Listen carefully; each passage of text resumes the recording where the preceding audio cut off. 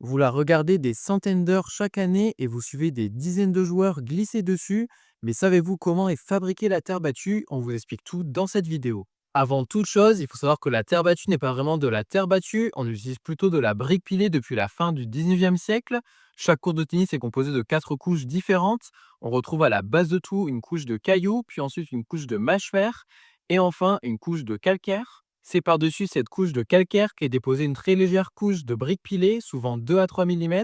Celle-ci donne la couleur orange qu'on connaît au cours de tennis en terre battue.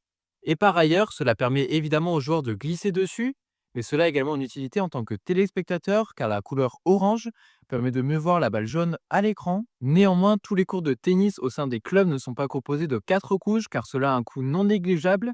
Il existe néanmoins une alternative avec une chape synthétique sur laquelle on dépose de la brique pilée. En plus d'une méthode de fabrication spécifique, les cours de terre battue doivent être bien entretenus au cours de l'année, avec un balayage régulier avant et pendant les matchs, puis un arrosage en fin de journée une fois que les rencontres sont terminées.